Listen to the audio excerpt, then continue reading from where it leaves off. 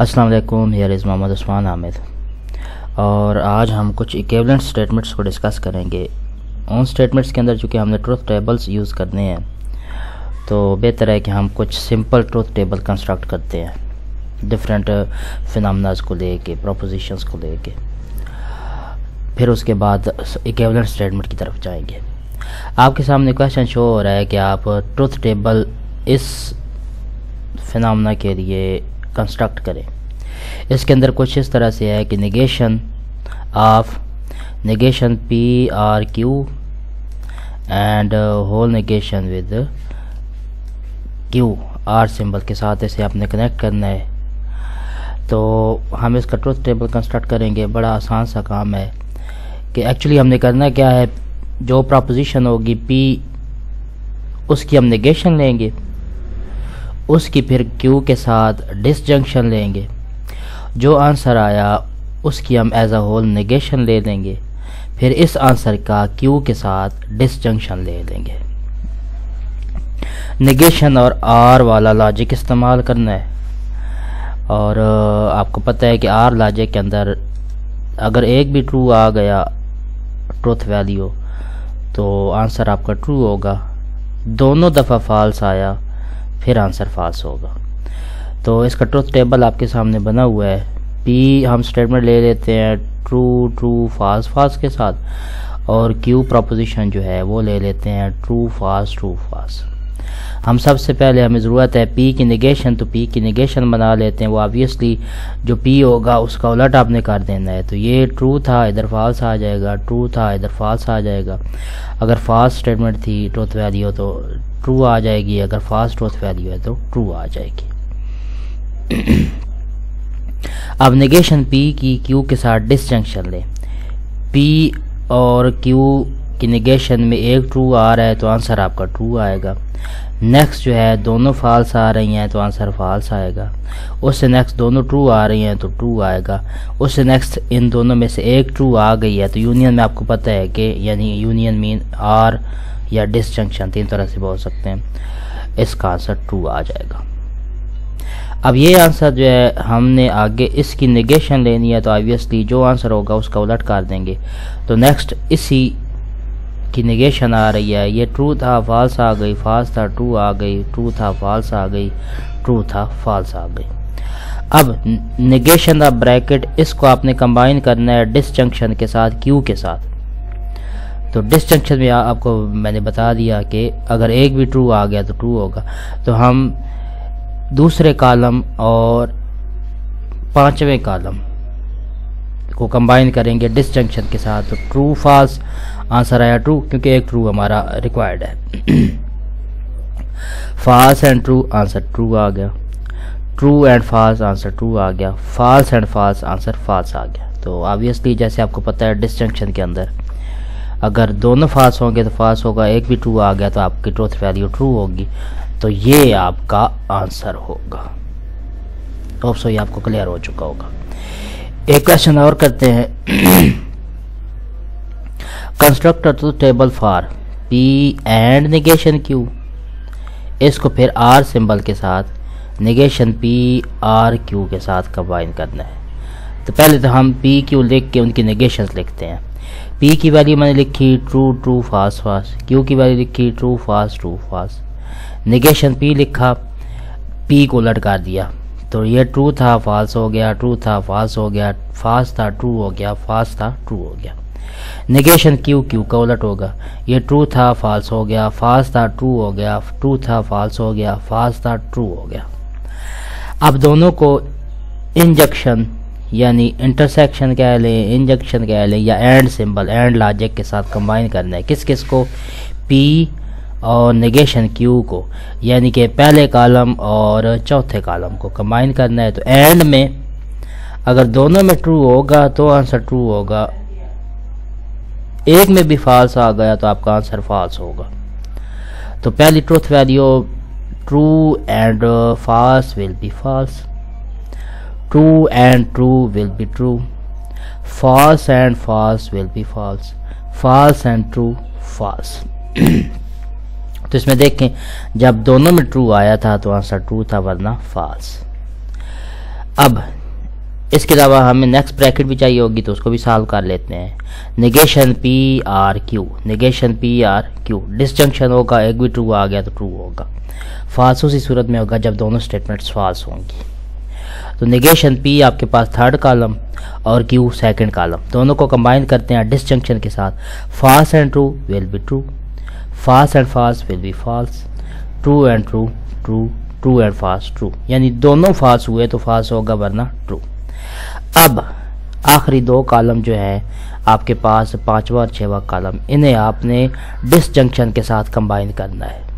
तो disjunction mean union, या यूं कह लें कि आर लॉजिक है, एक भी ट्रू हो गया तो ट्रू होगा, false and true true, true and false true, false and true true, false and true true. As a whole आपका आंसर आया ट्रू। और यहाँ से आपको पता चल गया कि ये सारा ट्रू होने की वजह से टोटोलॉजी भी है। अगर वो कह दें कि आप इस स्टेटमेंट को टोटोलॉजी साबित करें तो ये साबित भी हो गया है और हमारा ट्रूथ टेबल भी बन गया है। इस तरह पे नेक्स्ट भी ट्रूथ टेबल है, आप बुक में से देख लीजिएगा। अब हम आते हैं इक्विवेलेंट स्टेटमेंट की तरफ। बहुत सारे मैंने ट्रूथ टेबल बनाए हैं, अब आते हैं इक्विवेलेंट स्टेटमेंट की तरफ। दो स्टेटमेंट इक्विवेलेंट कब होती हैं? इनका कंसेप्ट इक्वल वाला है। सिंपली अगर बात की जाए कि जैसे दो चीज़ें इक्वल होती हैं तो उस सूरत में उनकी मिकदार भी बराबर होगी, उनकी तादाद भी बराबर होगी, उनकी क्वालिटीज़ भी बराबर होंगी, क्वांटिटी भी बराबर होगी, यानी हर किस्म का इक्वल होना। हम यही सेम फिनोमेना जब प्रोपोजिशंस के लिए लेंगे, इक्वल का सिंबल जब सिर्फ मिकदारी लिहाज से आपने कंपैरिजन करना हो, क्वांटिटी के लिहाज से, तब इक्वल का सिंबल लगाया जाता है। लेकिन हम चूँकि इसके अलावा इक्वल के अलावा और भी बहुत सारी प्रॉपर्टी देख रहे हैं, यानी ट्रूथ वैल्यूज़ हो गया, स्टेटमेंट्स का सेम होना देख रहे हैं सेंटेंस की सूरत में, तो इसलिए यहाँ पे हम बजाय इक्वल के इक्विवेलेंट का सिंबल इस्तेमाल करेंगे। काम वही है कि दो स्टेटमेंट का आंसर निकालेंगे और स्टेटमेंट्स का आंसर निकालने के बाद हम ट्रूथ वैल्यू के रिस्पेक्ट से सॉल्व कर रहे हैं। अगर दोनों की ट्रूथ वैल्यू सेम हुई तो हम कहेंगे इक्विवेलेंट है, अगर सेम ना हुई तो इक्विवेलेंट नहीं होंगी। इक्विवेलेंट को हम ये 3 हॉरिजॉन्टल लाइन से शो करेंगे। क्वेश्चन करते हैं, show that negation p or negation Q in bracket and negation P and Q R equivalent statements. दोनों के ट्रूथ टेबल बनाएंगे। अगर आंसर सेम आया तो इक्विवेलेंट, सेम ना आया तो इक्विवेलेंट नहीं होंगे। आपके सामने ट्रूथ टेबल शो हो रहा है। पहले पी लिखा true true false false, q लिखा ट्रू फॉल्स ट्रू फॉल्स, फिर पी आर नेगेशन क्यू, इसकी नेगेशन लेके मैंने डायरेक्ट सॉल्व कर दिया है। इसका आंसर होगा फॉल्स फॉल्स ट्रू फॉल्स। अब दूसरी तरफ आते हैं, पी क्यू लिखा, नेगेशन पी एंड क्यू सारा सॉल्व करके ये फॉल्स फॉल्स ट्रू फॉल्स, दोनों को जब कंबाइन किया तो आंसर चूँकि सेम आया जिसका जो हमारा कंसर्न था, तो हम कहेंगे दोनों स्टेटमेंट्स जो हैं वो इक्विवेलेंट है। तो टेबल बनाना मैंने पीछे अभी आपको दिखाया है, तो अगर आप डिटेल में जाना चाहते हैं तो आप इन दोनों के ट्रूथ टेबल बना लीजिएगा, ट्रूथ वैल्यू सारी नेगेशंस के साथ, फिर सेपरेट करके ने जो है सॉल्व कीजिएगा तो आंसर आपको यही मिलेगा। एक और देख लेते हैं जी, शो करें पी और पी एंड नेगेशन क्यू, ये भी इक्विवेलेंट स्टेटमेंट है। देख लेते हैं, हमने पी लिखा ट्रू फॉल्स फॉल्स, ज़रा चेंज किया है। ये ज़रूरी नहीं होता कि आप हमेशा ट्रू ट्रू फॉल्स लें, अपनी मर्जी का ले सकते हैं। क्यू लिखा ट्रू फॉल्स। अब नेगेशन क्यू भी चाहिए तो नेगेशन क्यू इधर ले लेते हैं। आप तरतीब ज़रूरी नहीं है तरतीब लगाएं, आप ऑपरेशंस के नीचे उसका आंसर लिखते हैं। जैसे मैंने एंड के नीचे उसका आंसर लिखा है, आर के नीचे उसका आंसर लिखा है, और जो चीज़ जहाँ पे आ रही है तरतीब में उसके नीचे आंसर लिखते हैं। क्योंकि नेगेशन क्या आएगी, ट्रू था तो फॉल्स, फॉल्स था तो ट्रू, ट्रू था तो फॉल्स, फॉल्स था तो ट्रू। ये नेगेशन क्यों लिख लिया। फिर पी लिखते हुए इन दोनों का एंड यानी इंजक्शन ली। एंड में पता है कि आपको आंसर तब ट्रू होगा जब दोनों ट्रू होंगे, एक भी फॉल्स इन्वॉल्व हो गया तो फॉल्स। तो true and false false, true and true true, false and false false, false and true false. ये इनका इंजेक्शन भी हो गई। अब इसको जो कि ये आपके पास दरमियान वाली वैल्यू होगी जिसे मैं स्क्रॉल कर रहा हूँ, इसको और P को डिसजंक्शन के साथ R सिंबल के साथ कंबाइन करना है। तो इन दोनों को जब कंबाइन किया तो false and true will be true, क्योंकि एक ट्रू चाहिए होता है। True and true true, false and false false, false and false false. तो ये आपका आंसर होगा। अब P की वैल्यू और P एंड Q का आंसर देखें तो दोनों सेम आ रहे हैं, इसलिए ये इक्विवेलेंट हो गए। आप ट्रुथ वैल्यू कोई और भी यूज़ कर सकते हैं। इसके बाद डिमॉर्गन लॉ देख लेते हैं, वो भी इक्विवेलेंट स्टेटमेंट्स को प्रेजेंट करता है। आपको पता है डिमॉर्गन लॉ की जो लॉजिक फॉर्म है, वैसे तो आपको पता है ना कि A यूनियन B इसका कंप्लीमेंट को नेगेशन से शो करेंगे, वो इक्वल होगा A का कंप्लीमेंट, यूनियन चेंज हो जाएगी इंटरसेक्शन में, और दूसरा B जो है उसका कंप्लीमेंट सेपरेट हो जाएगा। तो सेम यूनियन इंटरसेक्शन उसे लॉजिक फॉर्म में लिखना हो तो यूनियन R में चेंज हो जाएगी, कंप्लीमेंट नेगेशन में चेंज हो जाएगा, इंटरसेक्शन जो है वो एंड में चेंज हो जाएगी, यानी इंजंक्शन के अंदर।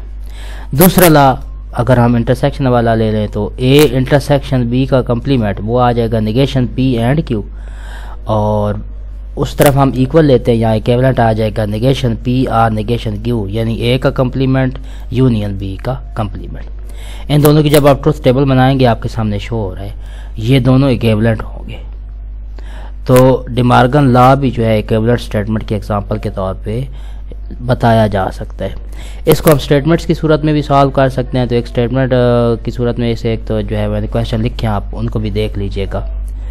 होप सो ये आपको ट्रुथ टेबल बनाना क्लियर हो चुका होगा। इंशाल्लाह फिर नेक्स्ट जो है हम कंट्राडिक्शन, कॉन्टिजेंसी और एब्सर्डिटी टाटोलॉजीज जो हैं इनको ज़रा प्रॉपर्ली डिस्कस करेंगे।